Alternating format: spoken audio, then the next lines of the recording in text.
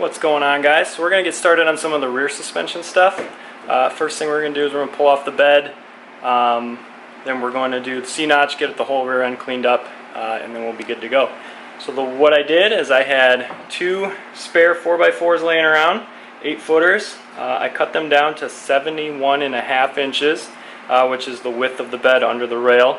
And then I used the cutoffs, and what I did is just a normal glue up, and I did run a couple structural screws through there.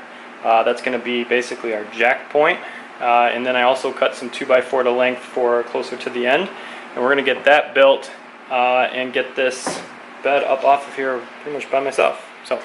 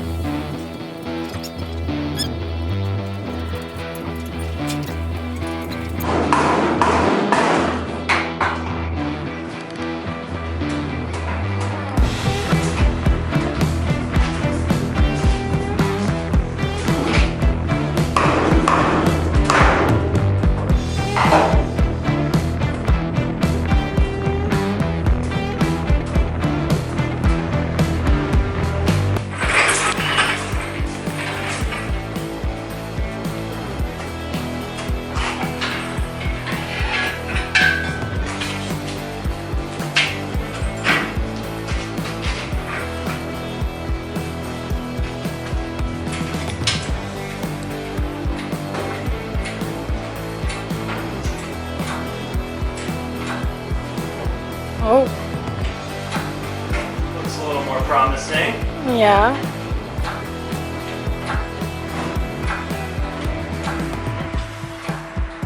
Like a lot more.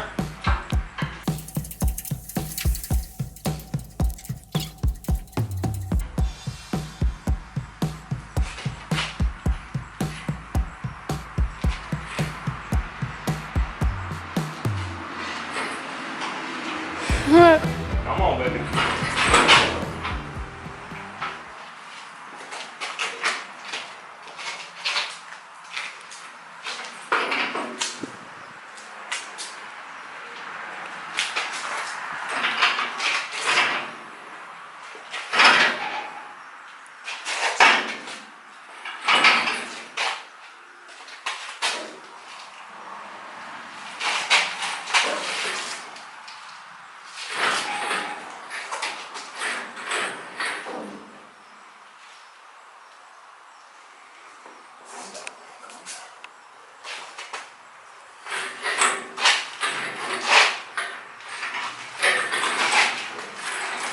So the internal temp high.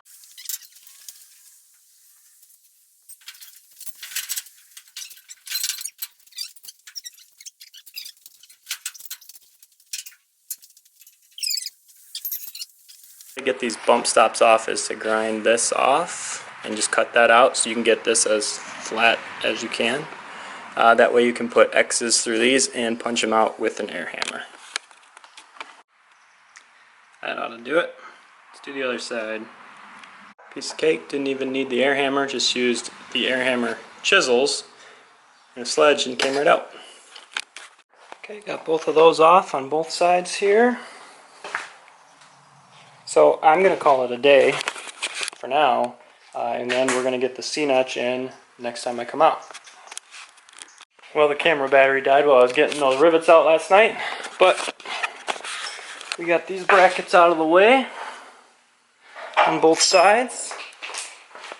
So where the bottom of that bracket all comes into play is right here. We're going to get the template cut so we can get our C-notch in place here. So let's get started with that.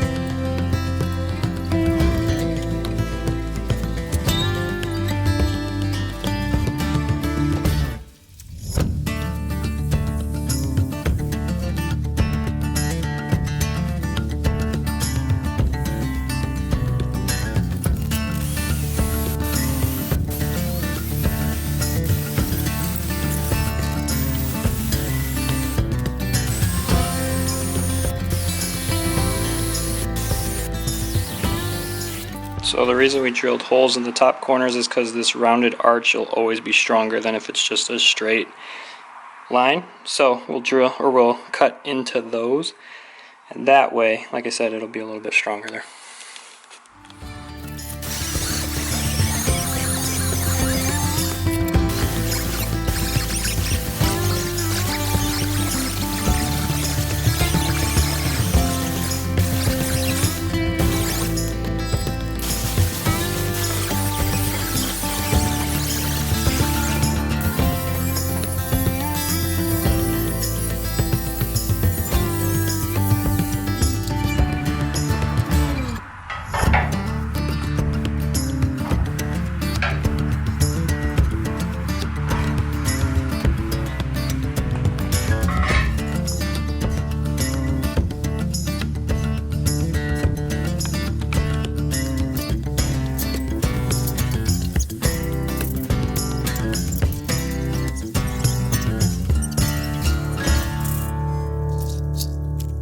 As I start getting those holes in, what I need to do is tighten them down so it will kind of form the C-notch. You can see it's not perfect,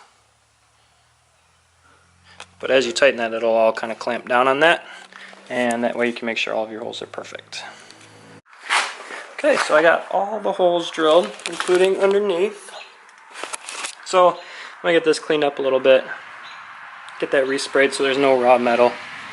I'll get this one bolted in, and we'll get started on the other side.